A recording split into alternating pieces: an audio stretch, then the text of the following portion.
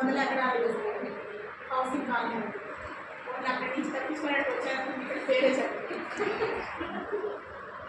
మొత్తానికి వర్క్ అయితే మాత్రం తప్పదు, ఎక్కడైనా కానీ చేయాల్సింది.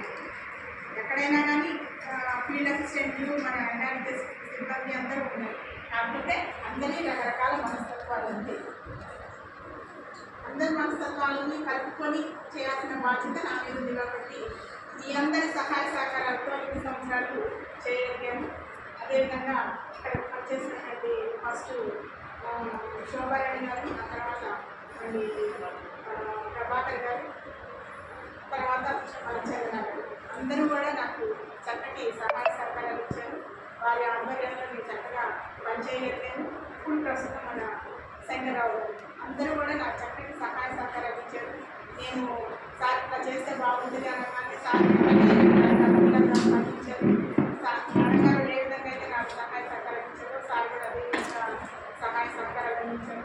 సూపరింటెండెంట్ గారు అడిగితే నేను చెట్టు గురించి తెలుసు సార్కి. చిన్న చిన్న ఇష్యూస్ జరిగినప్పుడు కూడా సార్ నాకు చక్కటి సలహాలు ఇచ్చారు. సార్ చెప్పినటువంటి సలహా ప్రకారం చేయడం కూడా జరిగింది, సక్సీడ్ అయ్యాను. అందుకనే సార్ నన్ను చూడగానే క్లియర్ అండ్ డాష్ ఇచ్చారు. చిన్న ప్రాబ్లమ్స్ ఎక్కడైనా వస్తాయి. ఆ ప్రాబ్లమ్స్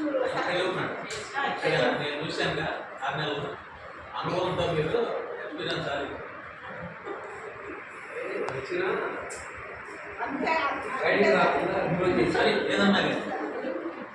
ఏదైనా కానీ మొత్తానికి మీ అందరి సహాయ సహకారాలు అంటే ప్రతి ఒక్కరు ఎంపీ దగ్గర నుంచి ఎంపీ వరకు అందరూ కూడా పూర్తి సహాయ సహకారాలు ఇచ్చారు. మీ అందరి యొక్క సహాయ సహకారాలు అయితే నేను సక్సెస్ అనేది సాధించింది. మన అనాలిసిస్లో ఏదైనా కానీ చైన్ సిస్టమ్, చైన్లో ఏది ఒక్కటి బ్రేక్ అయినా కానీ చైన్ బ్రేక్ అయిపోయింది.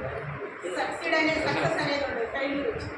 మీ అందరూ ఎంపీఏ చెప్పినటువంటి టార్గెట్ ఎంపీఏ పూర్తి చేస్తుంది. ఎంపీఏ ఇచ్చినటువంటి ఏవైతే ఉన్నాయో మన టెక్నికల్ అసిస్టెంట్ చేశారు. టెక్నికల్ అసిస్టెంట్ ఏదైతే ఇచ్చారు ఇన్ టైంలో మన కంప్యూటర్ ఆపరేటర్స్ చేశారు.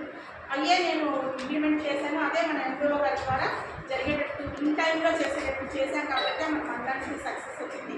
కాబట్టి గత 5-6 నెలల నుంచి మాత్రం మేడ్కొండ ప్రతి దాంట్లో లీస్ట్ వస్తుంది.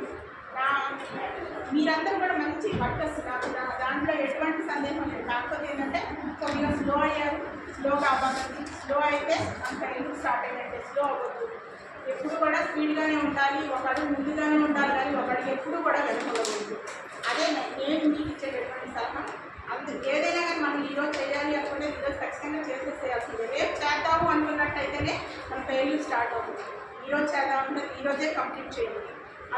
ఇక్కడ మన ఎంపీఎస్లో ఏంటంటే ఈరోజు చేద్దాం అనుకుంటే రేపు చేద్దాం లేదన్న నిర్లక్ష్య ధోరణి ఉంది. ఆ నిర్లక్ష్య ధోరణి మీదే మీరు నెంబర్ 1 అవుతారు. మళ్ళీ అందరికీ కూడా ఇది రిక్వెస్ట్, ఇది మీరందరూ కూడా ఇది పాటిస్తారనుకుంటున్నాను. ఒకవేళ నేను పని ఒత్తిడిలో ఎవరైనా కొద్దిగా ఇబ్బంది పెట్టినట్టు మాట్లాడినట్టయితే దానికి నేను ఎక్స్క్యూజ్ చేయవలసిందిగా కోరుతున్నాను. ఎందుకంటే ఎవరిని కూడా ఉద్దేశపూర్వకంగా తిట్టాలన్న ఉద్దేశం నాకు ఉండదు. కాకపోతే పని ఒత్తిడిలో మిమ్మల్ని తిట్టమే కానీ మీతో నాకు ప్రత్యక్షంగా చేసేస్తూ ఉండదు. ఇది ఎవరు కూడా మనసులో పెట్టుకోవచ్చు. ఎందుకంటే పని మూలంగానే మాట్లాడతాను. ఏదైనా నేను చాలా హాష్గా మాట్లాడాను అని మీరు అంటాను. వేరే హాష్యం అంటే మీకు చెప్పి నాకు అర్థమైంది.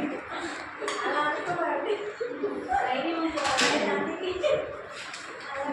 నేను మాట్లాడేది కఠినంగా ఎందుకు మాట్లాడతానంటే ఆ వర్క్ యొక్క మోటివ్ మీకు అర్థం అవ్వాలి అన్న ఉద్దేశంతోనే కఠినంగా మాట్లాడతాను.